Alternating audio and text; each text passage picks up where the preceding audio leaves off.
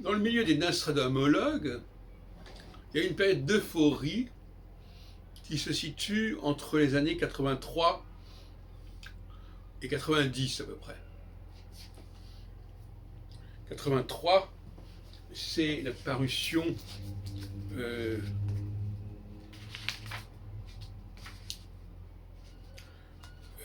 la première édition des Centuries chez Massé Bonhomme.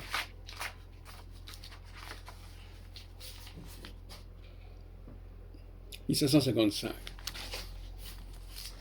qui a été retrouvé à la bibliothèque municipale d'Albi, je crois par Robert Benazra. Alors ça, c'était la preuve que cette édition avait bien existé. Et puis, Benazra, en 93, a publié le reprint de l'édition à 7 centuries cette fois-ci, et non pas 4 centuries comme la première, de 1557, celle de l'exemplaire de la bibliothèque de Budapest. Et puis en 85 avait eu lieu le colloque Nostradamus, auquel j'ai participé, où j'ai fait d'ailleurs une conférence. Il y avait la présence même de Daniel Russo, vous vous rendez compte, l'auteur du Testament de Nostradamus, et puis un certain nombre de pontes, Jean Dupeb, Michel Simonin, Jean Séhard, Robert Amadou.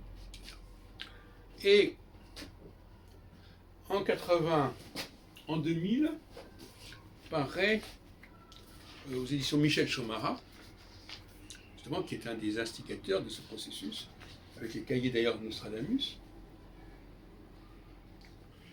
l'édition complète en 10 centuries.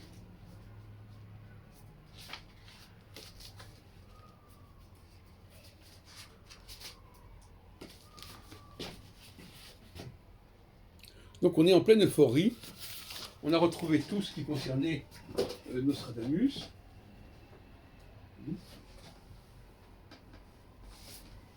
Je signale aussi en passant les biographies de Lyonnaise de Nostradamus, de Michel Chomara,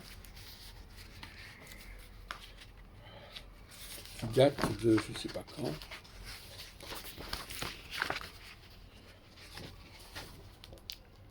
De 73, par contre. Donc ça c'est encore plus ancien.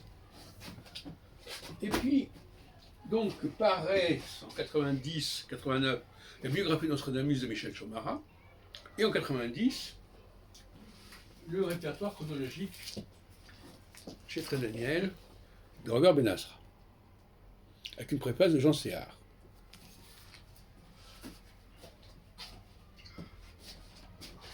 Alors ensuite, les choses deviennent un peu plus compliquées, avec Pierre Brindamour, qui publie en 93 son Nostradamus astrophile, et en 96, l'édition critique de Nostradamus. Il y avait déjà eu un petit problème avec Chantal Yaroutsos en 1981, 87, qui avait publié dans la revue Réforme,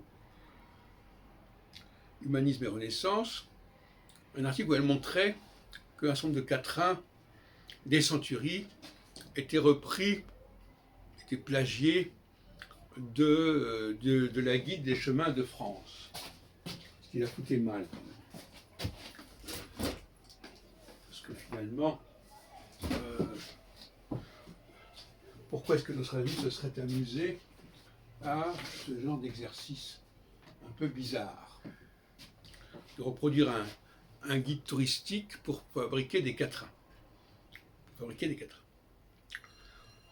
Alors, Brindamour, qui était à Paris au début des années 90, qui a participé d'ailleurs à un de mes congrès d'histoire de l'astrologie en 91, à l'église Sainte-Anne, qui a fait l'objet des actes d'un colloque que vous trouvez sur Scribd, Astrologie en terre française, avait commencé à poser des questions sur l'origine des quatrains trouvé que ça reprenait des vieilles chroniques, des chroniques d'événements passés, et on ne voyait pas pourquoi ça devait servir pour faire des prophéties pour des événements à venir.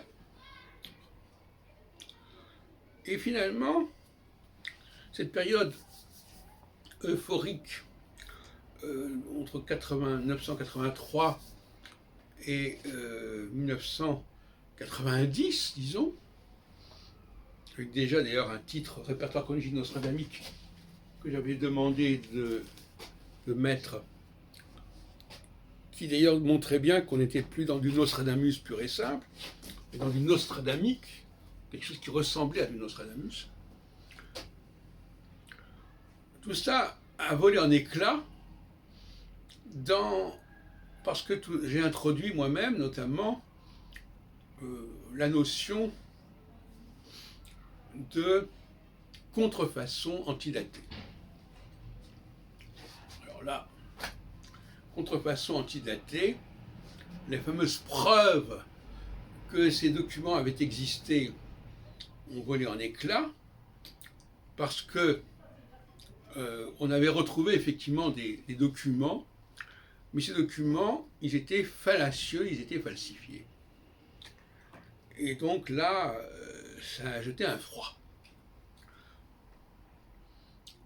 Bon, je ne reviens pas là-dessus, mais je voulais simplement montrer cette phase, cette période particulière d'excitation et d'exaltation, où on était tout content d'avoir trouvé les documents dans les bibliothèques à Vienne, à Albi, etc., à Budapest,